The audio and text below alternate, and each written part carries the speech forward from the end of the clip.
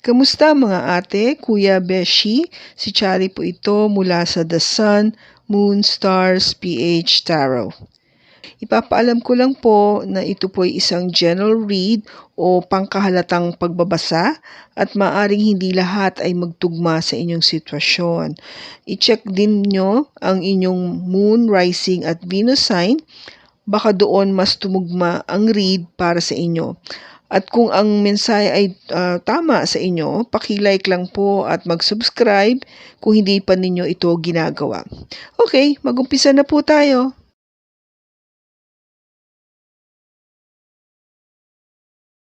Hello po mga ate, kuya, beshies. Kamusta na po kayo? Andito ulit ako si Chari para gumawa ng another reading. And this is for the sign of Gemini, Sun, Moon, Rising, and Venus. And of course, welcome po yung mga cross-watchers ni Jenny at yung mga bago po nating mga viewers. Okay, tingnan natin ngayon kung ano yung mensahe o enerhiya na ating makikita o mababasa para sa iyo, Jenny, at sa iyong person. Okay, so ang nag-flip is you are too nice, I don't deserve your kindness. Okay, so sinasabi dito, parang yung pinaka-issue nyo is either you, Gemini, or yung person mo, ang nakakaramdam nito, no? Na gustong sabihin na masyado kang mabait, o kaya napaka okay mo na hindi ako deserve sa iyong kabaitan. Okay, parang nafi-feel nitong tao na to na hindi siya karapat-dapat sa'yo. Kasi siguro nga dahil nakikita niya yung kagandahan ng loob mo, yung kabutihan mo, no? And nakikita niya kasing sarili niya na may pagkukulang pagdating sa'yo. Kung ba hindi siya equal o hindi pareho yung ipinapakita niya sa'yo. No? Kasi kung ba ikaw mabait sa kanya, pero siya hindi naman sa iyo. Kaya may guilt, no? Ma-sense mo rito na gusto niyo sabihin na meron siyang guilt feelings towards you. Nagigilty ba? Okay, so tignan natin sa tarot.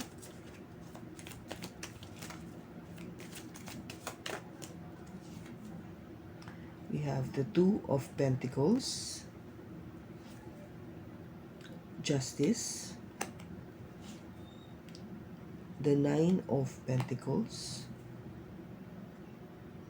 the King of Swords, and the Page of Cups. Yung bottom niya is the Wheel of Fortune. Okay, Gemini. Yung Wheel of Fortune dito, may mangyayaring pagbabago o magkakaroon ng, sabihin na natin magkakaroon ng kaiba-ibang pangyayari na pabor sa iyo. Okay? Take it as it resonates, Gemini. Kasi, diba, yung pagsabi dito na I don't deserve your kindness, parang talagang nare-sense mo na may guilt feelings, no? Yung parang pakiramdam niya na hindi ako talaga nararapat para sa'yo. Kaya siguro magkakaroon ng pagbabago Pagbabago pagdating sa kaligayahan. The Ten of Cups. Wow. And it has something to do with strength.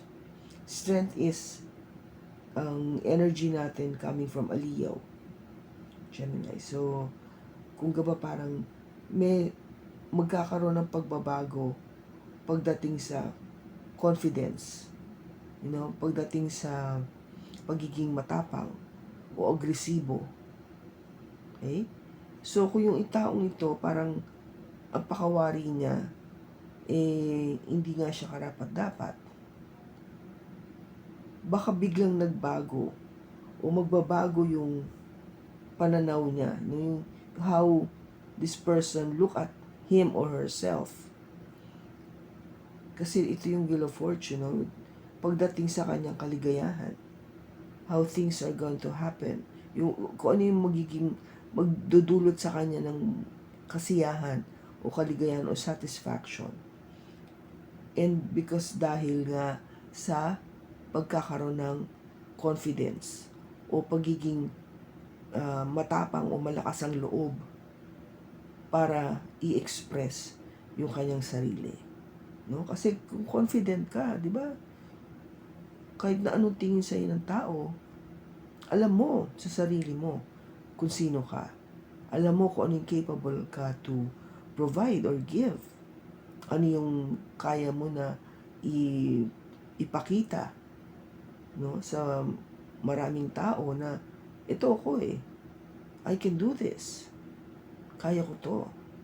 Meron akong ganitong talent or skills o ganitong katalinuhan, no, na hindi ko ikukubli o itatago, but on the other hand, no, ipapakita ko to sa inyo. So, yun yung confidence, no? Di ba pag confident ang tao, sabihin natin kahit na hindi siya kagwapuhan o kagandahan, pero pag confident ka, no, meron kang sinasabi, gumaganda ka at nagiging gwapo ka because you're confident. No? Alam mo, dalhin yung sarili mo. No? It adds to you na yung kung ba yung attractiveness na yon nadadagdagan kasi nga dahil confident ka. Diba? And that would make you happy kasi kung ipakiramdam mo talaga na wow, alam mo yun,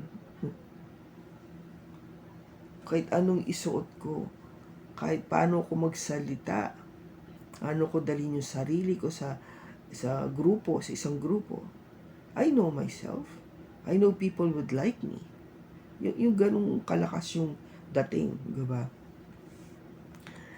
Now, with the Two of Pentacles, nagbabalanse ka. You're trying to, kung gaba, tinitimbang, no? Naninimbang ka sa dalawang bagay.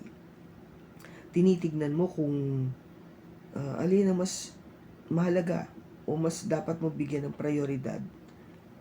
No? Nasa sayo yan kung ano ito. And it has something to do with the relationship. I think one of them is your relationship. Kasi yung susunod na card is all about you. So yung pagtitimbang mo might be something to do with dun sa relationship mo at against yourself. Okay? Itong tinitimbang mo to could be yourself and it could be the person you are in a relationship with. Okay? Kasi justice is having a relationship. Justice is having a relationship. Ito yung card na humihingi ng hustisya o sabihin natin na ikaw ay pumasok sa isang agreement, no? Isang kontrata with another person. It could be either marriage or sabihin natin kung sa businessman, it's a contract between two people to engage in a equal footing ba or partnership when it comes to business, di ba? So, parang ganun yung meaning niya. Now, the next card is all about yourself. The Nine of Pentacles. Ito yon, pagiging single. At proving to anybody na you can do it on your own. Kayang-kaya mo magsarili. Kayang-kaya mong suportahan ang iyong sarili. Na hindi mo kailangan ng kahit sino para tulungan ka na mabuhay. Kasi ikaw, sa sarili mo, kaya mo nabibili mo lahat ng gusto mo, natutupad mo lahat ng pangarap mo, kasi marunong ka marunong ka mag-ipon, no? Maganda ang iyong trabaho, successful ka sa iyong career, kaya lahat ng iyong gusto o kapritsyo sa buhay, natutupad mo. Hindi mo kailangan ng partner para suportahan ka o ibigay ito para sa'yo. No, ikaw mismo ang gumagawa lahat para matupad ito. Being independent, no? And with the King of Swords, that is the truth, no? Yun yung katotohanan. Na okay ka. You're fine. No? You don't need anybody. I mean, not all of anybody would hear this would be parang katanggap-tanggap ba. Pero yun ang totoo. Yun ang totoo na talagang kaya mo on your own. Hindi mo kailangan ng somebody. Pero syempre, at the end of the day, gusto pa rin natin na makatanggap ng message of love, di ba? From someone na talagang interested sa atin. This is with the Page of Cups. Kahit sabihin natin na you are successful, no? Kaya mo. You've proven that many times. Or even now, baka ganyan yung sitwasyon mo ngayon, Gemini. Or yung person mo, take it as it resonates. But still, alam mo yun na gusto mo pa rin at the end of the day to know somebody and receive nice messages, small messages of love or affection. Kasi dito, di ba, Pentacles is all about material things. Materialis, no? Puro lahat ng nahahawakan mo, nakikita mo, na enjoy mo, no? Pero wala kang makitang cups. Wala kang makitang emotion or pagmamahal or taong nagbibigay ng pagmamahal. Kasi ito nga yung di ba? This is where the relationship part will come in. Yung love, no? Pero pinagpipilian mo yan kasi sabi ko nga sa inyo, you're trying to weigh which is more important to you now. Itong magkaroon ba ng relationship o just to stay single. Kasi sa'yo nga, nagagawa ko naman lahat ang gusto ko eh. Pero syempre, malungkot. Diba? Malungkot dahil gusto nating merong tayong minamahal o meron tayong nagmamahal sa atin. Diba? Kasi iba yung feeling na talagang may someone no, in your life. Yung tipong nagbibigay ng inspirasyon o nagbibigay ng halaga, reason or value in your life because there's someone aside from you, apart from you, na talagang who is there and caring, loving and caring towards you, no? Talagang nagmamahal towards you aside from anybody else, di ba? So tingnan natin bakit andito yung Two of Pentacles. We have the Hangman, the Six of Swords, and the Hierophant. Okay, so ano ba yung wini-weigh natin dito? Dahil nga sa walang nangyayari, everything seems to be stagnant, no? Walang movement, walang galaw. Kaya ikaw yung nag-isip na hindi, gagalaw ako. I will move to a place that I will be very happy. Happy na makikita ko yung person that would be in a relationship with me, o yung person na papakasalan ko. Kasi Hierophant is all about traditional, traditional na ginagawa natin, which is all about marriage. Tradition is marriage, di ba? So you wanted to go to a place where yung lugar ba na tipong magkakaroon ng galaw pagdating sa future natin, which is heading towards having a person in your life for the rest, diba? For the future or the rest of your life, which is Hierophant, no? Yung pagpapakasal ba? Siguro dumating ka na sa punto na ano na ba? Ready na ba ako magpakasal?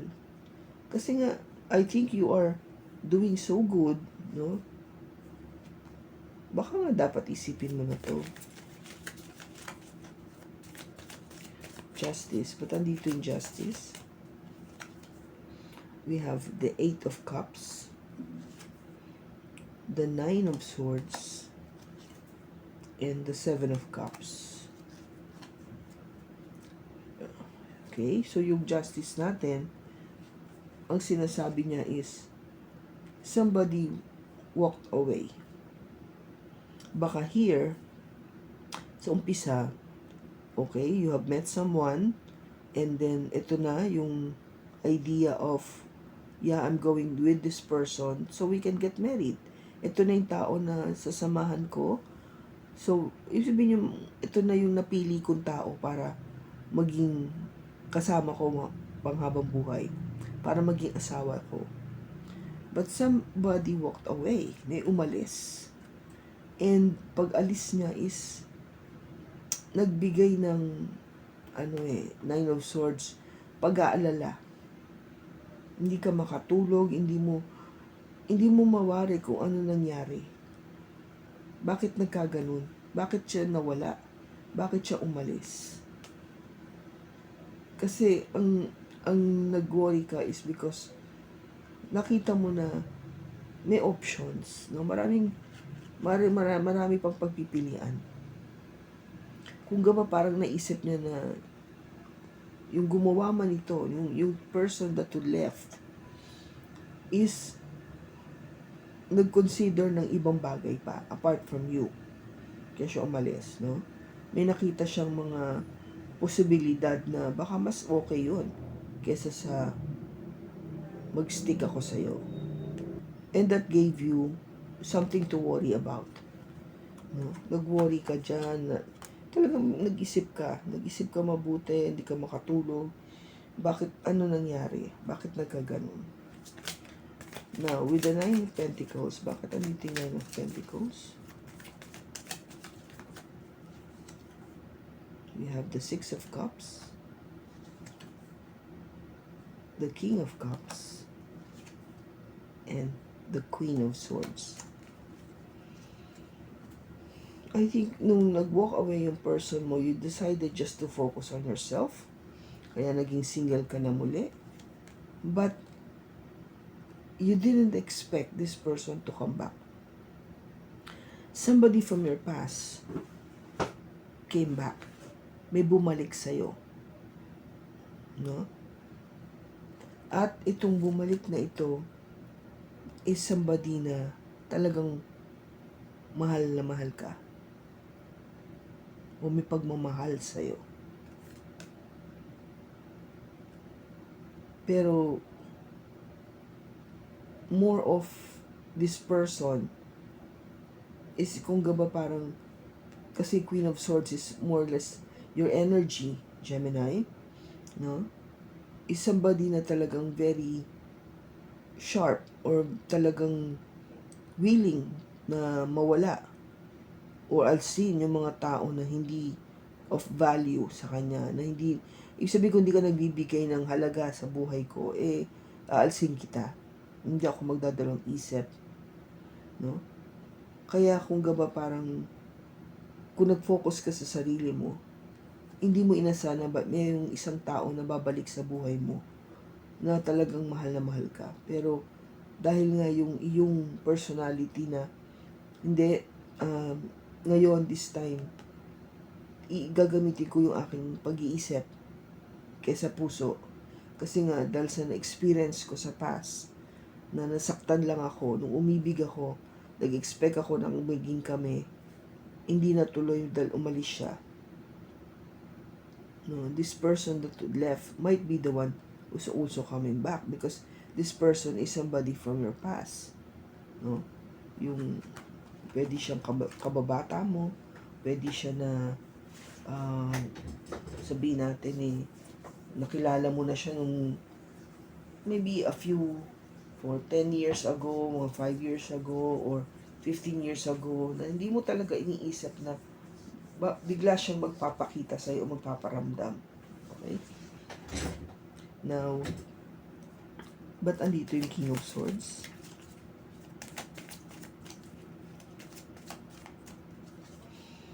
We have the 8 of Wands, the 2 of Wands, and the 9 of Wands. Kailangan nyo mag-usap, okay? Kailangan mag-usap ng maraming beses. O makakatanggap ka ng mga mensahe dito sa person na to, na babalik. Kasi nga kailangan nyo mag-usap. And because of that pag-uusap, you need to make that decision. No? Isang desisyon na medyo magiging, sabihin natin very protective ka or defensive. Kasi nga dahil sa na-experience mo dati, natuto ka na no? Ito yung isang lesson learned para sa'yo pagdating sa relationship. And hindi basta-basta ka na papayag na nakikita mo na ganito, sige, okay na. Ngayon, this time, talagang pag-iisipan mo mabuti. At hindi ka basta-basta o magmamadali sa iyong desisyon. Titignan mo muna maigi kung ano ba ito at makakabuti ba ito para sa'yo.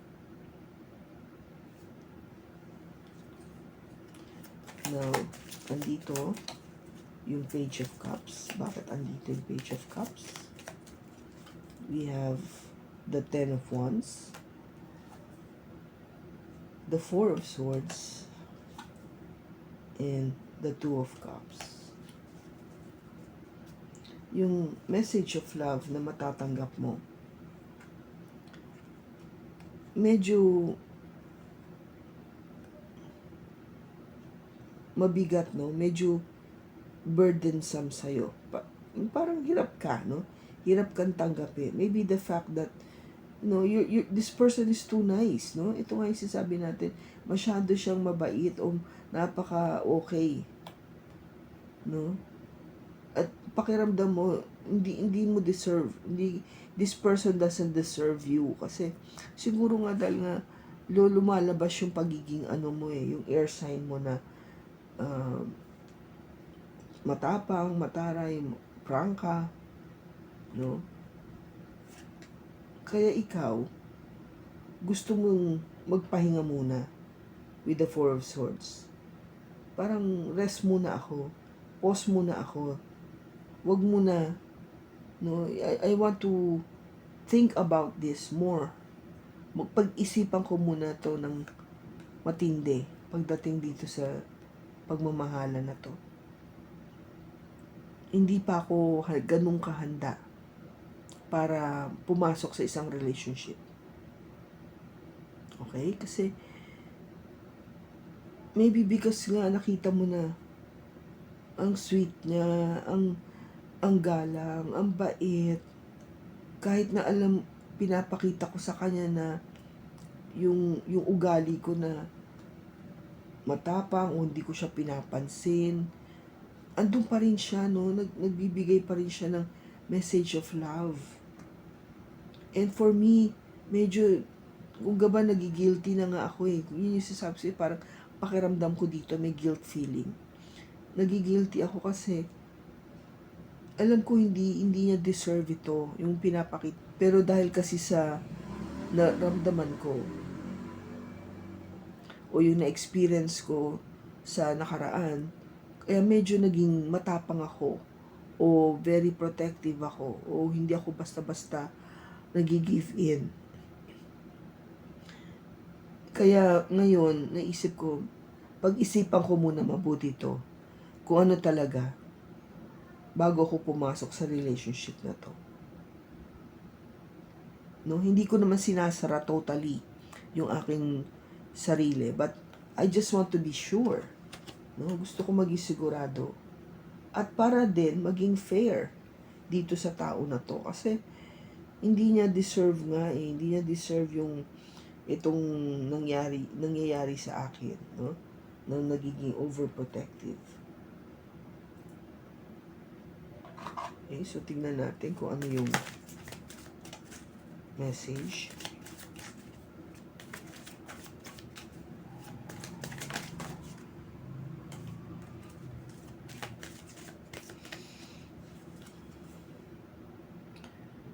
Slow down. Pause and allow things to unfold. Yeah. Tama lang yung nangyayari dito eh. Slow down. Dahan-dahan lang. Kung gaba baby steps. No, don't rush. Things will unfold naturally. Mangyayari yan in God's perfect timing. Kung handa ka na. Di ba sabi ko sa inyo sa mga ibang reading ko kung bakit minsan hindi nangyayari kaagad because hindi ka pa handa or yung person mo is hindi pa handa. Kailangan kasi pareho kayo pareho kayong ready na to be in a relationship para mas okay yung outcome, di ba? Kung yung isa ay hindi handa, then hindi itutuloy ni God yun. Not yet. Diba? Not yet. So you have to be prepared. Tingnan natin kung kailan magiging prepared kayo.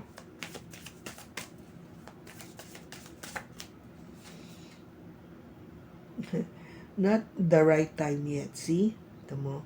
Hindi ito yung right time eh. Kaya you need to really slow down and maybe alamin mo muna yung sarili mo. No? Alamin mo muna kung ito na talaga. Kasi nga, kaya nga binibigyan ka ng panahon to rest, no? Take a breather. Kung gaba parang ito yun eh. No? Four of Swords is the same as this one. Slow down. Parang, sige, pag-isipan mo. Pag-isipan mo mabuti. Para hindi ka masaktan at hindi rin siya masaktan. Okay, so tingnan natin kung ano pa yung advice. Last quarter moon in Leo, lighten up. Last quarter moon in Cancer, take a breather. O, diba? Pangatlong beses na yan, take a breather. Hinga muna, hinga. And first quarter moon in Pisces, honor your feelings. Kung ano yung nararamdaman mo, yun ang tuparin mo. Yun ang sundan mo. Okay? Maybe that's why you're being asked to check on your emotions, no? To check on your emotions. Kung ito na ba talaga. Kasi kung hindi ka sure, then don't go into this relationship. Wag, no? Kasi hindi deserve ng tao. Lalo na kung mabait siya. Kung ito yung nararamdaman mo. Okay? Kung hindi ka sigurado, then wag mo siyang patagalin o wag mong yung tipong paasahin lang tapos wala rin pala. I guess this is the time that you can practice yung pagiging blunt mo, no? Yung pagiging very honest or sabihin natin na straightforward magsalita. Sabihin mo na yung totoo na hindi ka sigurado. Pinag-iisipan mo pa. Nasa sa'yo yan if you wanted to wait. But I don't know when can I be able to make that decision. But it doesn't mean that I'm not considering it, no? Kino-consider ko siya, but I don't know when I would be able to find out kung ready na ako to get in a relationship again. Okay? It all depends on you, Gemini. Okay? So, maraming salamat sa pagsama mo sa akin sa pagbasa na to. Kung kanino mang energy ito, Gemmy, sana nakatulong ito ng malaki sa'yo. Sa susunod po muli, ingat ka and God bless.